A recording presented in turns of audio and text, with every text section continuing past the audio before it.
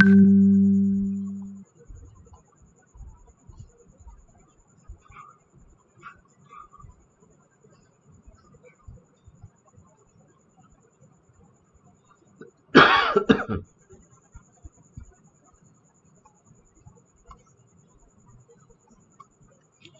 morning, students. In previous classes, we have studied about light. According to Newton's, it was of particle nature, which explains some of the properties of the light, like reflection and refraction, but it fails to explain the phenomena of diffraction and interference. So it was discarded later on. Maxwell gave the concept of electromagnetic wave, which are perpendicular to each other and also to the perpendicular to the direction of the propagation, in which we have studied several terms. Now we see that some of the properties of light was not also explained by electromagnetic theory. For example, black body radiation, photoelectric effect. These effects were not explained by electromagnetic theory. Now some terms are already studied by you in class 10, like diffraction. What is diffraction? It is spreading of wave around the obstacle. Dispersion of light is the splitting of white light when it is passed through a glass prism into the constituent spectrum of colors. तो कुछ properties already आप देखे हुए हैं। जब हम लोग white light को किसी प्रिज्म से पास करते हैं तो अपने कंपोनेंट में वह स्प्लिट अप हो जाता है, जिसपे को हम लोग डिस्पर्शन कहते हैं। रिफ्रैक्शन ये देख रहे हैं आप लोग, एक मीडियम से दूसरे मीडियम में जाता है तो कैसे वो बेंड कर जाता है, ठीक है। इसके बाद डिफ्रैक्शन देखे थे, अगर लाइट को किसी स्लिट से पास कर दिया जाए तो सेवरल वेव फ्रंट हम लोग को मिलते हैं, डिफ्रैक्शन पैटर्न मिलते हैं उसमें। ये हो सकता है ये आप 12th में पढ़े डिफ्रैक्शन, या किसी भी ऑब्स्टिकल से आप पास कीजिएगा तो बेंड कर जाता है। जैसे ये एज है, यहाँ से लाइट पास किया तो लाइट जो होगा इधर बेंड कर जाएगा ना, ये डिस्पर्शन, ये डिफ्रैक्शन कहलाता है। यानी कि diffraction is spreading of waves around the obstacle, याद रखेंगे। रिफ्रैक्शन ऑलरेडी आप 10 में पढ़ चुके हैं। Refraction is the bending of light. It also happens with sound, water and other waves as it passes from one transparent substances to another. तो light का bending होता है जिसको रिफ्रैक्शन कहते हैं। कोई ज्वाइन करेगा तो हम लोग को पता नहीं चलता है देखने में, हमको आप लोग को कहना होगा कि सर कोई ज्वाइन करना चाह रहा है तो मैं तुरंत उसे एक्सेप्ट कर लूंगा, ठीक है। नहीं तो हम लोग को जब स्क्रीन चलने लगता है तो हम लोगों को पता नहीं चलता है। रिफ्रैक्शन के बारे में ऑलरेडी आप 10 में स्टडी कर चुके हैं। It is bending of light. It also happens with sound, water and other waves as it passes from one transparent substances into another. तो देखिए रिफ्रैक्शन का एक देख रहे हैं कैसे वो बेंड कर गया है pencil. Interference is the combination of two waves of the same or different frequencies to give a wave whose distribution at each point in space is the algebraic or vector sum of the disturbance at the point resulting from each interfering wave. Interference देखो दो तरह का होता है, एक होता है constructive wave और दूसरा होता है डिस्ट्रक्टिव वेव। अगर दो वेव एक ही फेज में हो, ठीक है, तो वह कंस्ट्रक्टिव इंटरफेरेंस कहलाता है। वहां पर उसका मॉड्यूलेशन हो जाता है, वेव जो होता है जस्ट मतलब अलजेब्रिक मेथड से या वेक्टर मेथड से सम हो जाता है। जैसे देखो मैं पॉइंटर लेकर के तुम लोगों को ये पॉइंट समझाने की कोशिश करता हूँ, इसके बाद फिर मैं आगे बढ़ूंगा। तो पहले आप ये देख लीजिए, जैसे सपोज की दो वेव है ना, देखिए हम ले लिए एक वेव है, इसे बना रहा हूं मैं अभी, ये ठीक है, ये हम लोग बना दिए, एक वेव ले लिए, दूसरा वेव हम लोग ले लिए फिर, ठीक है, और फिर ये उसी तरह का है ये। तो दोनों वेव एक फेज में है। इसका देखिए ऊपर वाला है, यहाँ भी ऊपर वाला है, ये नीचे वाला डाउन वाला है तो यहाँ डाउन वाला है, ये ऊपर वाला है तो ऊपर वाला है, डाउन वाला है तो डाउन वाला है। ट्रफ क्रस्ट एक तरह का दोनों का है, ठीक है। जब दोनों को ऐड करेंगे अलजेब्रिक मेथड या वेक्टर मेथड से तो इसका मॉड्यूलेशन होगा, ठीक है। ये वेव जो बनेगा आपको इस तरह से बनने लगेगा, लंबा लंबा हो जाएगा, मॉड्यूलेशन होने लगेगा, इस तरह से हो जाएगा। क्यों? क्योंकि दोनों एक फेज में था। तो इसको कंस्ट्रक्टिव इंटरफेरेंस कहते हैं। दोनों को ऐड कर दिया जाए तो यही हम लोग को मिला, मॉड्यूलेशन हो गया, कंस्ट्रक्टिव इंटरफेरेंस कहते हैं। लेकिन अगर कोई वेव ऐसा होता आपके पास, देखिए इस तरह से एक हम बना लिए, ठीक है। दूसरा वेव जो है आपका इस तरह से है, देखिए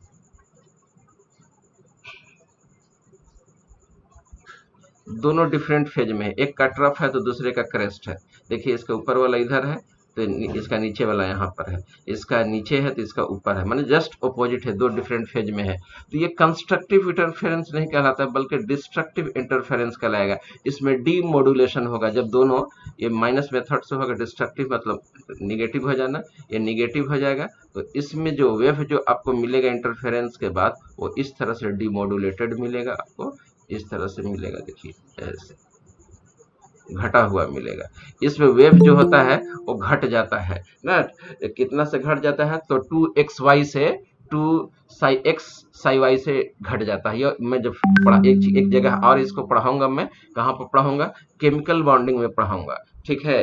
तो थोड़ा सा वहां भी समझाऊंगा, यहाँ भी समझा दे रहा हूँ। तो इसका जो वेव फ्रिक्वेंसी देख रहे हैं डीमोडुलेशन हो गया, इसमें मॉड्यूलेशन एम्पलीट्यूड बढ़ा हुआ था, देखो एम्पलीट्यूड इसमें बढ़ा हुआ है, ठीक है, एम्पलीट्यूड बढ़ा हुआ, इसमें एम्पलीट्यूड देखो घट गया। तो ये डीमोडुलेशन होगा, डिस्ट्रक्टिव मेथड हो गया। इसमें वेव जो होता है घट जाता है कितना से 2 साई ए इंटू साई बी, जहाँ ए हो गया एक वेव साई ए पहला वेव हो गया, दूसरा वेव जो हो गया साई बी हो गया, ये साई बी हो गया और ये हो गया आपका साई ए। दोनों दो फेज में है इसलिए डिस्ट्रक्टिव इंटरफेरेंस हुआ। आइए आपको मैं स्लाइड के सहारे समझाने की कोशिश एक बार फिर से करता हूँ, ठीक है। तो पहले इसको हटाने दीजिए हमको।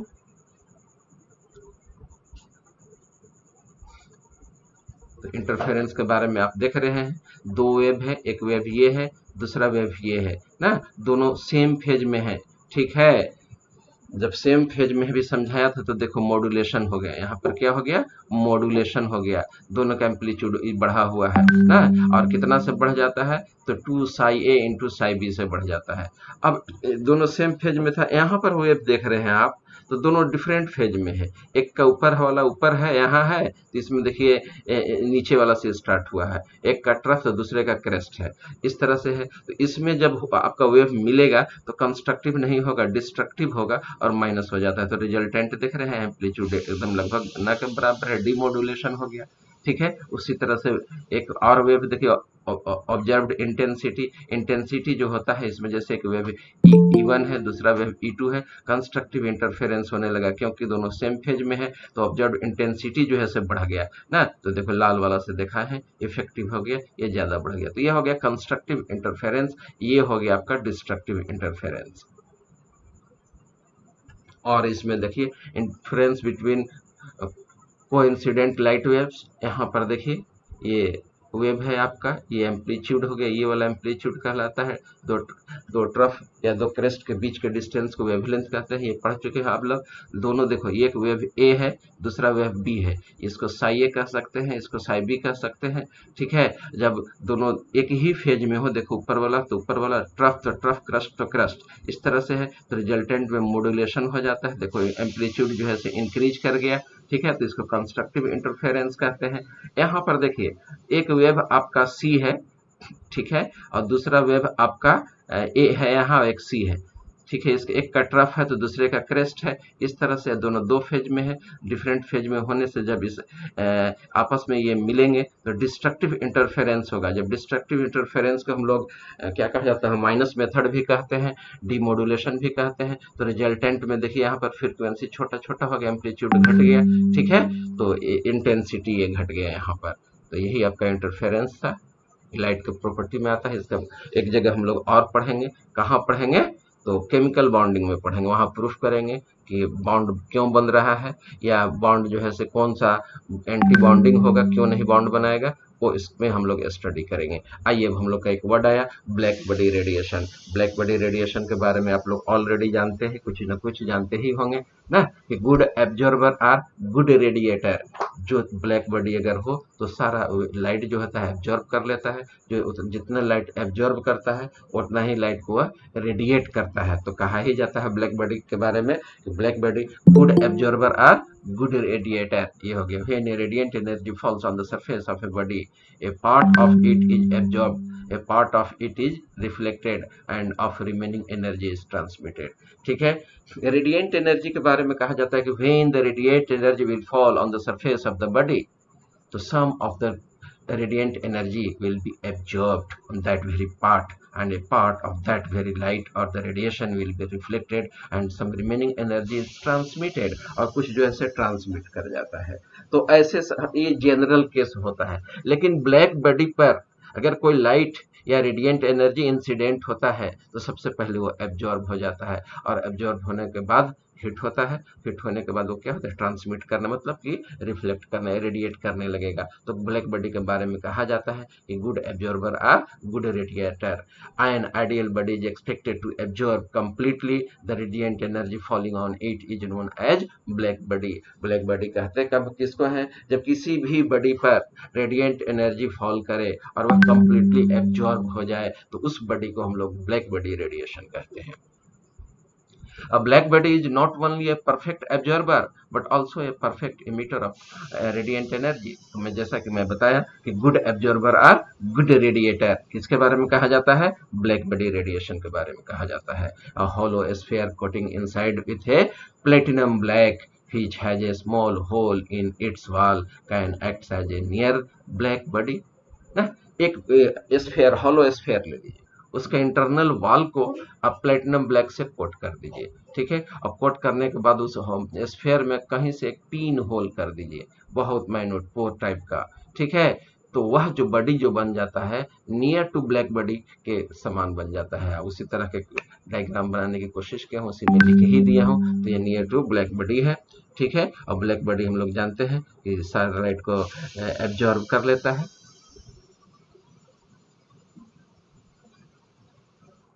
The radiation emitted by a black body kept at a high temperature is called black body radiation। अगर black body हो और उसको हाई टेम्परेचर पर हिट कर दिया जाए तो उससे जो रेडिएशन निकलेगा, ठीक है, उसको हम लोग ब्लैक बॉडी रेडिएशन कहते हैं। लो टेम्परेचर पर नहीं, हाई टेम्परेचर पर, याद रखना, ऑब्जेक्टिव बनता है यहाँ से। Black body radiation is the visible glow that the solid object gives off when heated. किसी भी आप सॉलिड बॉडी को, ब्लैक बॉडी को हीट करते हैं तो होता है क्या है, उसका कलर चेंज होने लगता है। डिफरेंट टेम्परेचर पर डिफरेंट वेव, मतलब क्या कहा जाता है, डिफरेंट तरह का वो कलर देगा ना। इससे ये साबित होता है कि वेव जो होता है डिसकंटिन्यूअस होता है, एनर्जी जो होता है डिसकंटिन्यूअस होता है।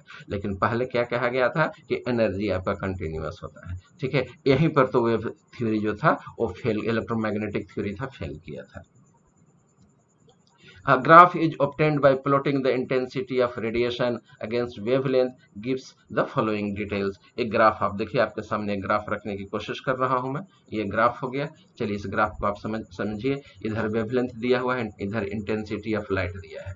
ठीक है। तो जैसे जैसे देखो, कम वेवलेंथ वाले का इंटेंसिटी बहुत कम है, बहुत हाई वेवलेंथ वाले का भी इंटेंसिटी बहुत कम है। देख लो इंटेंसिटी यहीं तक है।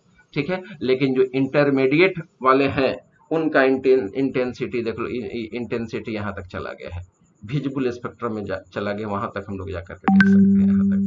ठीक है। वो जैसे जैसे आपको, मतलब इंटरमीडिएट वेवलेंथ वालों की इंटेंसिटी हाई होती है, जिसका वेवलेंथ बहुत कम होता है उसका भी इंटेंसिटी देख लो, दम यहाँ पर है, 0 है। ठीक है। जो जैसे जैसे वेवलेंथ बढ़ा, बहुत ज्यादा वेवलेंथ बढ़ा गया, फिर इंटेंसिटी घट गया है। जो इंटरमीडिएट वेवलेंथ वाले हैं उनका इंटेंसिटी हाई होता है। अब यहाँ देखिए 3000 केल्विन टेम्परेचर है, यहाँ 4000 है, यहाँ 5000 है, यहाँ 6000 है। जैसे जैसे टेम्परेचर बढ़ रहा है उसका इंटेंसिटी क्या हो रहा है, बढ़ रहा है ना।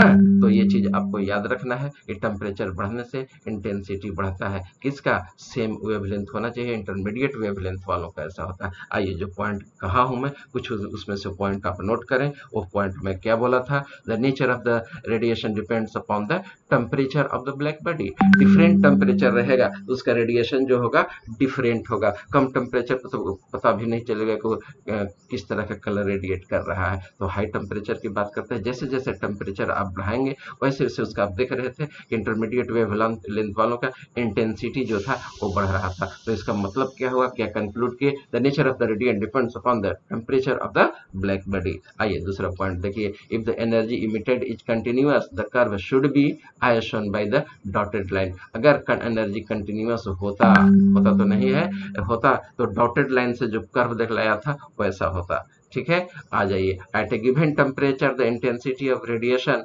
Increases with the wavelength reaches maximum and then decreases. कहने का मतलब ये है कि कम वेवलेंथ वालों का इंटेंसिटी कम होता है, फिर इंटरमीडिएट जब हो जाता है वेवलेंथ तो उसकी इंटेंसिटी हाई हो जाती है, और जब बहुत मैक्सिमम आपको अचीव कर लेता है वेवलेंथ, ठीक है, तो फिर उसका इंटेंसिटी जो होता है घट जाता है। जो पॉइंट बोला था वही यहाँ पर आपको मेंशन किया हुआ है। The intensity of radiation is greater at the medium wave length and least at highest and lowest wave length. As the temperature increases, the peak of the maximum intensity shift towards the shorter wavelength। As the temperature हाँ, तो जैसे जैसे temperature बढ़ता जा रहा था intensity क्या था, उस पार्टिकुलर वेवलेंथ का इंटेंसिटी इंक्रीज करता है।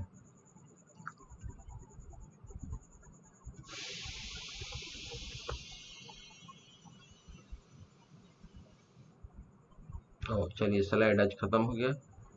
मैं एक दो दिनों के लिए छुट्टी पर चला गया था, इसलिए स्लाइड तैयार नहीं कर पाया हूँ। ठीक है, आज का क्लास यहीं सब समाप्त करने से पहले थोड़ा सा मैं आपको फोटो इलेक्ट्रिक इफेक्ट के बारे में समझा देता हूँ। ठीक है, फोटो इलेक्ट्रिक इफेक्ट के बारे में समझिए। यहाँ पर मैं यहाँ ये पॉइंटर ले करके, ठीक है, आपको समझाता हूँ। देखो, फोटो इलेक्ट्रिक इफेक्ट आपको आगे चल करके हम पढ़ाएंगे। तो फोटो मीन्स लाइट ना, photoelectric effect, when the light energy will incident on the surface of the metal, it will radiate electron na, that electrons are known as photoelectrons and the phenomenon is known as photoelectric effect। जैसे देख लो metal surface है, ले लिए, तो आप जानते हैं, पढ़ चुके हैं रदरफोर्ड्स मॉडल में ना, कि सेंटर पर न्यूक्लियस होता है और न्यूक्लियस पर कैसा चार्ज होता है, पॉजिटिव चार्ज होता है due to presence of the proton ना, और नॉन न्यूक्लियर पार्ट जो होता है, एक्स्ट्रा न्यूक्लियर पार्ट जो होता है, उस पर इलेक्ट्रॉन प्रेजेंट होता है, इलेक्ट्रॉन पर नेगेटिव चार्ज होता है। ये इलेक्ट्रॉन और प्रोटॉन के बीच में इलेक्ट्रोस्टैटिक फोर्स ऑफ अट्रैक्शन लगते रहता है ना, अट्रैक्शन होते रहता है दोनों के बीच में। When the light energy will incident on this electron, ठीक है, some of the energy will be consumed in overcoming the electrostatic force of attraction acting between this electron and this proton। As you know, protons are present at the nucleus along with the neutron containing positive charge, and at extra nuclear portion, that is in the shell, that is orbit, electrons are present and electron contains negative charge. There is electrostatic force of attraction acting between the electron and the proton। When the light energy will incident, its energy will be consumed in two ways. Some of the energy will be consumed in striking, in overcoming the electrostatic force of attraction acting between the electron। And how it will happen? When the light energy will incident on the electron, it will hammer the electron. It will hammer the electron so that the force of attraction acting between electron and proton will be overcome। And this hammering is related to particle nature, momentum के चलते ऐसा हो रहा था और ऐसा होगा। तो मोमेंटम किससे रिलेटेड है, मास इनटू वेलोसिटी से, दैट मींस मास से रिलेटेड है, हमरिंग का काम कर रहा था ये रेडिएशन, रेडिएंट एनर्जी। ठीक है, इसका मतलब कि light is of particle nature. यहीं पर प्रूफ होता है कि लाइट जो है पार्टिकल नेचर का है। एंड तो मैं क्या बताया, यही ये लाइट हो गया, इसकी एनर्जी हो गया, ई बराबर क्या हो गया, एच न्यू ना, ई बराबर एच न्यू हो गया। आपको फार्मूला पढ़ा चुका हूं मैं आपको। तो some of the energy will be consumed in hammering the electron which is associated with the proton with electrostatic force of attraction, and then hammering is related to the mass, and thus the light energy is of particle nature, and the remaining energy now after consuming, in overcoming the electrostatic force of attraction, remaining energy will be provided to electrons, so in the form of the kinetic energy, so the electron will be escape out, it will be removed out, and this electron is ejected electron is known as photoelectron, and its energy is equal to kinetic energy, and its kinetic energy will be given by half mv square। ना, half M we square के बराबर होता है इसकी energy. ठीक है, half M we square के बराबर हो गया। तो एनर्जी जो हुआ दो पार्ट में खर्च हो गया। पहला हो गया in in overcoming the electrostatic force of attraction by in hammering. ठीक है, and remaining energy given to this electron is ejected out with this kinetic energy। ठीक है, since the energy of this electron is equal to h nu and nu is frequency। ठीक है, and frequency is associated with wave, this light is of wave nature. यहीं पर proof हो जाता है कि लाइट जो है से आपका वेव नेचर है। ठीक है, मतलब कि ब्लैक बॉडी रेडिएशन हो या आपका ये क्या कहा जाता है फोटो इलेक्ट्रिक इफेक्ट हो, तभी एक्सप्लेन हो पाएगा जब हम लोग पार्टिकल लाइट को कंसिडर करेंगे, पार्टिकल नेचर और वेव नेचर। चलिए आज की सभा यहीं समाप्त करता हूँ, फिर हम लोग मिलते हैं एक लंबे से वक्फे के बाद, यानी कि मंडे को। ठीक है।